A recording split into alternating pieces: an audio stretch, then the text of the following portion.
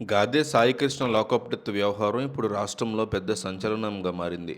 Krishnalanka police station పరిధిలో జరిగిన ఈ సంఘటన కేవలం ఒక సాధారణ మిస్సింగ్ కేసు కాదు. పోలీసులు సబ్మిట్ చేసిన రిమాండ్ రిపోర్టులు ఇది స్పష్టంగా కస్టోడియల్ డెత్ అని అంగీకరించాల్సి వచ్చింది. ఇన్నాళ్లుగా వస్తున్న అనుమానాలు, విమర్శలన్నీ నిజమేనని ఈ రిపోర్టుతో తేలిపోయింది. పోలీసులు సాయికృష్ణ లాకప్లో కొట్టి చంపేశారన్న విషయం స్పష్టమవుతోంది. అయితే ఇప్పుడు కోర్టుకు సమర్పించిన రిమాండ్ రిపోర్టు మీద అనేక రకాల అనుమానాలు వస్తున్నాయి. ఈ రిపోర్ట్ మొత్తం తప్పులు తడగ్గా ఉందని, అసలు నిజాన్ని దాచిపెట్టి కొంతమంది పెద్ద పోలీస్ అధికారిని రక్షించడానికి దీన్ని ఒక ప్లాన్ ప్రకారం డిజైన్ చేశారని చర్చ గట్టిగా నడుస్తోంది.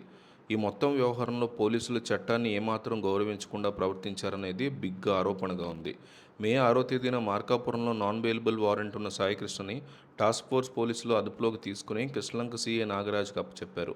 చట్ట ప్రకారం ఏదైనా అరెస్ట్ జరిగినప్పుడు 24 గంటల్లోపు సదరు వ్యక్తిని కోర్టు ముందు హాజరుపరచాలి.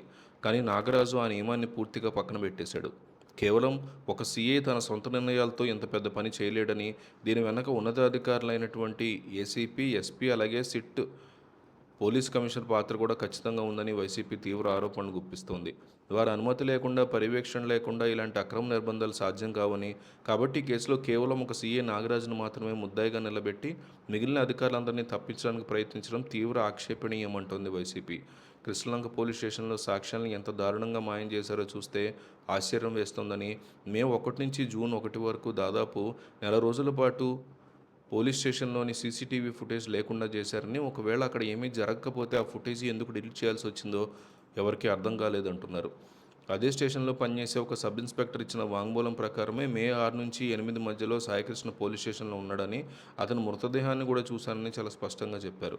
అంతేకాకుండా ఆ సమయంలో పోలీస్ స్టేషన్కి కామర్స్ డెలివరీ ప్యాకెట్ ఇవ్వడానికి వచ్చిన డెలివరీ బాయ్ కూడా సాయికృష్ణ అక్కడ ఉండడానికి చూశానని చెప్పడం ఈ కేసులో అత్యంత బలమైన సాక్ష్యంగా మారింది. ఒకవైపు స్టేషన్లో నిందితుడు ఉన్నాడని సిబ్బంది చెప్తుంటే, మరోవైపు సాయికృష్ణ తల్లి విజయలక్ష్మి హైకోర్టులో హెబియస్ కార్పస్ పిటిషన్ వేసినప్పుడు అతను ఆచూకీ తమకు తెలియదని పోలీసులు కోర్టుకి అబద్ధాలు చెప్పారు. ఇది కోర్టును కూడా తీవ్రంగా పక్కదారి పట్టించడమే అవుతుందంటున్నారు. ఈ కేసులో రాజకీయాల ప్రమేయం మరియు ప్రభుత్వ పెద్దల తీరు కూడా ప్రజల్లో తీవ్ర అసంతృప్తి కలిగిస్తోంది. చనిపోయిన వ్యక్తిని ఒక సామాజిక వ్యతిరేక శక్తిగా చిత్రీకరించడానికి కొందరు రాజకీయ నాయకులు ప్రయత్నించడం, కులాల ప్రస్తావన తీసుకురావడం చాలా దారుణం. రక్షించాల్సిన పోలీసులే భక్షకులుగా మారినప్పుడు వ్యవస్థల మీద నమ్మకం ఉంటుంది.